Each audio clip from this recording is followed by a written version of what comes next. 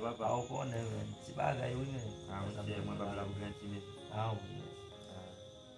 Aku sama. Aku saat ini, au kone bagai itu lah men. Wasa men kaya mun koyo men. Aku nih wa fomu men wa fomu. Em sim pa wa yo men pa na sama ke tuba. Men ko tahu men. Oui men. Saya juga apa.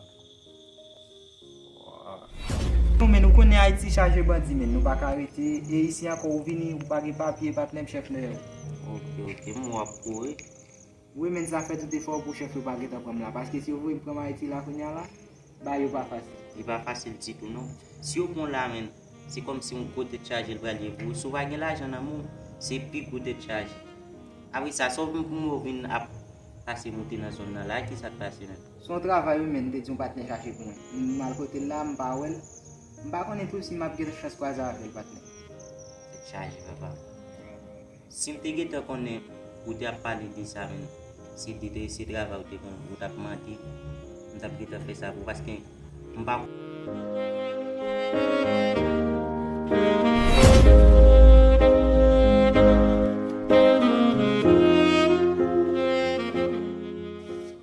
Kimi aku vin gote mi pe jara men. Au kone men. Kone mti na trawe la men yo kafe men. Iske mti men kuma si te kaya. Kasa yon men. Ah, te charge men. Ebi men pa ge problem no baba ma. Ma be se cheke pou men kuma si ta ge sa pou afe. Ame kaya de kwen so afe kwen men. So kone se kaya ti la. Ana yon non. Ah men te charge men baba. Ba yo ba fasil nan moment men. Quand même ma pa nan se ma vek men. Qu'est-ce qu'on sa bandi dan? Apo mwen nan se nan se premye fwa mwen men, mwen paske mwen de ki bezon mwen ki pou travay, ki ta repotan mwen ta fok mwen men, pou ta travay. N'importe jan sa yi men, mwen toujou fe fo, mwen chèche ou n'importe jan sa yi, mwen fok mwen pou mwen kare mwen. N'importe jan sa yi fè, waban bras men, waban bri. Pa yon chou men. Paske nan mouman la, sou nek pa gen bras sa nan moun paswen yon. E sa di, n'importe jan sa yi men, mwen fok mwen. Ou a bezon nan tweeted men, pa sorti kom si pou chef kon men, mette numéro la e pou mwen fok mwen basi. Eme vam mette nou patne.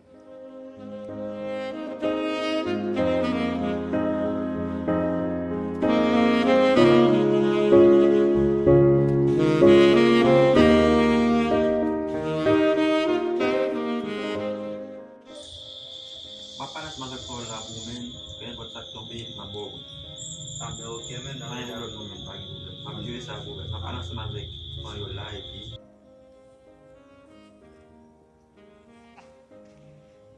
Bas ou ka relem sou numero sa. Pa yon chou men. E nou pou ki jan li? Ma do chi patne. Ok, moun se pot son men. Ya. Basi tout moun, gen pil ti jen, ti bat nek nan zon nan men, yo konen. Tout moun konen si pot son weli, bay sa ou. N'importe nek gouman de moun la, mas li avoy kes, paske m vreman, m rit la lontan, bon ti lontan, basi. Si ou man don bat on haisyen pou mwen isi a wèl tou li ba rekonet mwen, se kom si li fek veni nan zon nan mwen. Ah, ok, pa yon problem nan fwe, pa yon problem. Paske nap cheke sa. Ok, n'importe jan sa yi ma fok konen basi.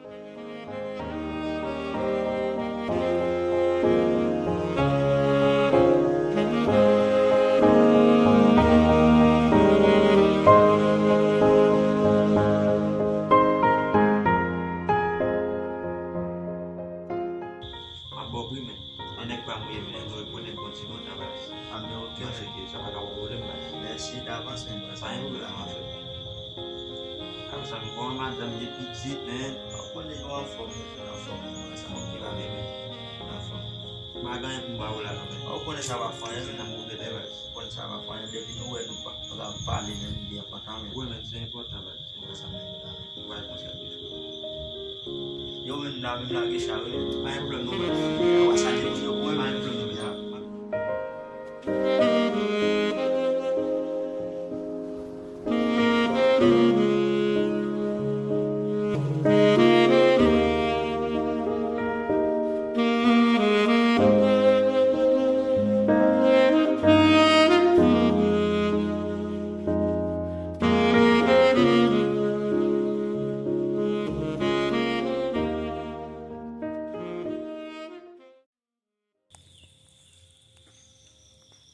Dat nou men, se joudi amri si kwa jen men.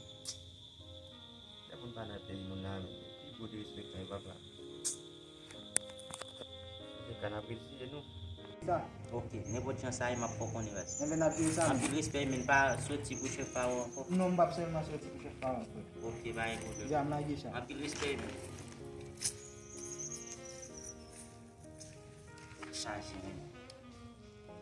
L'immigration, ça toujours. Un problème. Il y a là en bas de la vallée. J'aimerais initier à courir à l'en bas pour descendre. Je serais été dans le posé. Ok, mais. C'est à 5e à descendre.